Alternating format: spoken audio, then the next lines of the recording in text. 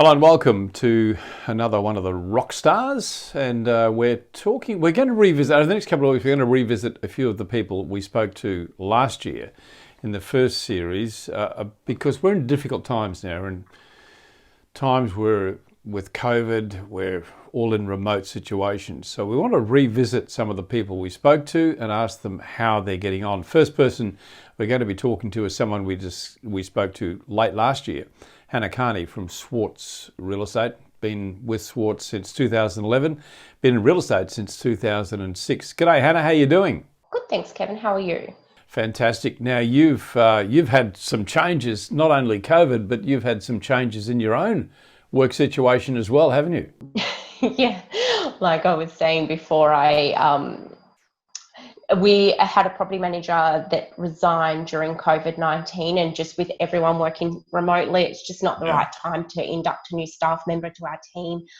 So I made the decision to take on a portfolio as well as doing my own job and supporting the team. So it's been good to get back in and, make a refresher on all my skills actually. Yeah, well, I imagine it would be too. And of course, no better time if you really want to get your hands dirty, and you are, than getting in right now. Let's talk about working remotely because that's what a lot of people are having to do now. Have you had to change many systems to cater? Well, we're a very much cloud-based office, so that in regards to everyone being able to do their job, that hasn't really stopped or changed drastically. It's just, the biggest thing I think has been our morning team meetings, and we were initially doing afternoon team meetings just to keep everyone's morale up because, the first couple of weeks was a hard slog.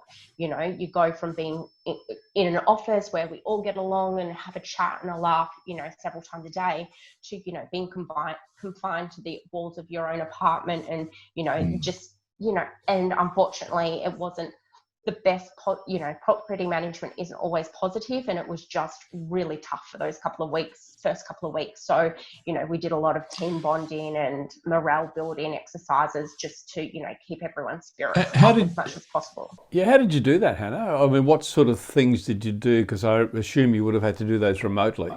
Yeah, so everyone just got on. We use Microsoft Teams, so just everyone getting on Microsoft Teams. Friday night drinks, doing all of that, and then just normal chit chats. And we actually made a policy. Cranston came up with the idea from day one, where everyone had to ring one friend and one colleague every single day, not to talk about work, just to touch base and say, hey, what's going on in your life?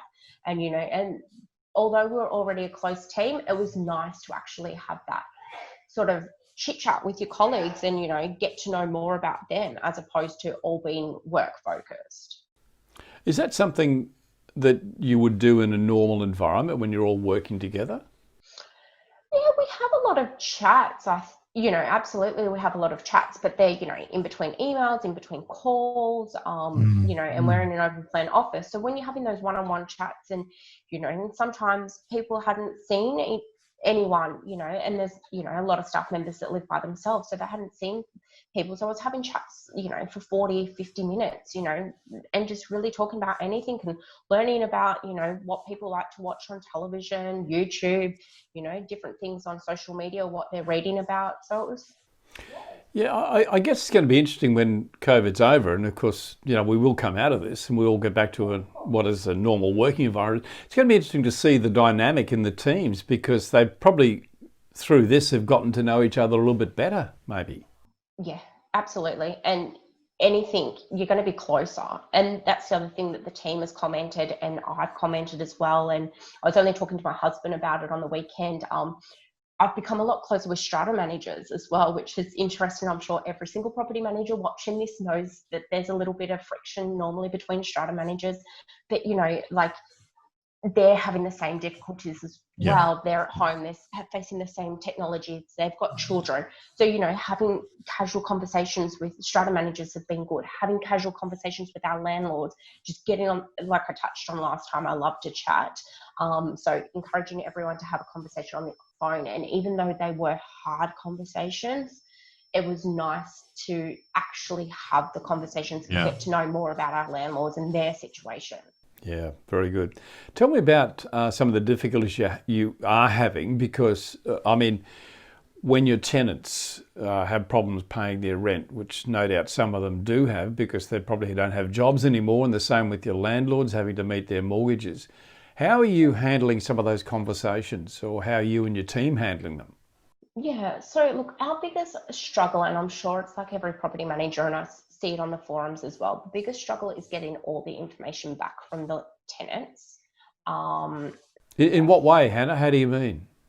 they'll say to us, I need rent assist, I need some help, I've lost my job. And it's like, okay, great, you need help. Okay, we need this documentation from you. We need, Oh, yes, proof. Yep. job Yeah. proof, and proof that you've 25% net reduction for the household. And the household was actually a learning curve for both myself, the team and everyone else, that it's not your leaseholders, it's actually everyone in the household. So it was about adapting that and having the conversations with the landlords. Well, no, it's not just the leaseholders in the share house. And the Northern Beaches, we do have a fair few share houses. It was about getting every single person. Well, okay, there's this many people permitted on the lease, so I need documentation for all 5 people or 6 people, whatever it may be. So it was, I think that was the most difficult, and a lot of resistance from tenants saying, well, no, I don't want to supply it. And it's like, well, we need this You information. have to. Yeah. So I think the biggest thing that we adapted early on was, if you're not getting anywhere, rather than you bang your head against the brick wall, flip it to someone else. And that was either Cranston or myself generally. And it's not that that I'm saying anything different or he's saying anything different. It's just hearing it from a different person that sometimes is all it takes. Have you had to prepare like a special information sheet to send out? Have you done that? Yeah. So the team has got a standard email that they send out, and once all the documentation comes back, and then we'll sit down and review it, or I'll flick through it with the team member, and we'll make a decision about have the conversation with the landlord. Am I speaking to you now remotely, or are you in the office? I'm in the office today. So as of this week, as of last week, sorry, we've started to come back to the office 1 day a week just to ease ourselves back into that routine of being in the office. So does everyone come in on that day, or you staggered the days? Stagger in the days, yeah, absolutely. And of course, with vacates and ingoings and things like that, people are floating about all the time, because it's, at the end of the day, it's property management. We've still got to get things done. We're not 100% locked down, unfortunately, but we can only do what we can do to get our jobs done. So those vacates that you're doing, are they done remotely, or are you having to get special permission from the tenants to go in and do that? The vacate inspection, so they've already vacated the property. What we did do... But other inspections, like your routine inspections, are you doing those? No. We're not doing routines. We actually had a team discussion this morning about when we should start doing the routine inspections again and what we should start focusing on first. Because as you can imagine, we've got, we stopped doing routine inspections as of mid-March. So we've got, 2 months of backlogged inspections to do. Wow, that's going to be a bit of a challenge. It is, but look, at the end of the day, we've just got to get through it. One of my team members came up with the best solution this morning, and I think it's great, and that's just to focus on the first 3-month inspections that are due. So the ones that you haven't inspected, you don't know how they maintain the property, so focus on them first, and then you can work on the rest. I see. Yeah, so the newer tenants or the newer leases, yeah. Absolutely, because some tenants and property managers know this. You'll go there every 6 months, everything's exactly the same. There might be a new leaky tap or something like that, but nothing really changes, particularly if they're long-term tenants. So you're just focusing on the new tenants and any tenants that you're concerned about. What about vacancies? Have you noticed an increase in those at all? Yes.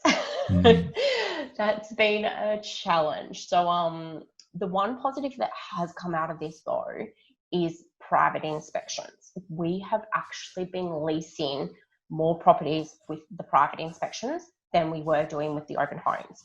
And the teams did open homes on vacant properties for the first time on the weekend.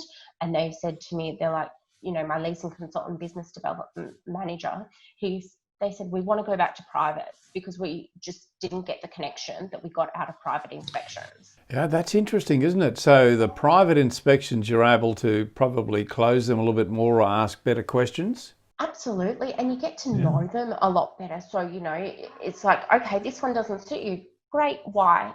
Okay, well, look, we've got this one for lease. So we're able to redirect them and quickly show them, book them in. The team we leased 10 properties the week before last, just in a week, just from doing private inspections. Obviously more labour intensive, but do you think it's something that you might escalate when you do all get back together as a team? Yeah, absolutely. I had this conversation with the team, and like anything, it's just going to be an education piece. We're lucky that we use Inspect Real Estate. So it's a booking system. People can book in. We can set our pre-available time. So our leasing consultant has all of that, and so does our BDM. And then us property managers, including myself, we're showing property.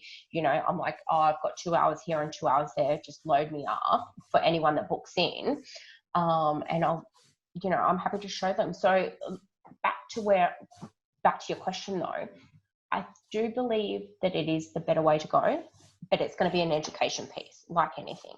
What's a better way to go? The private inspections? Correct. Yeah.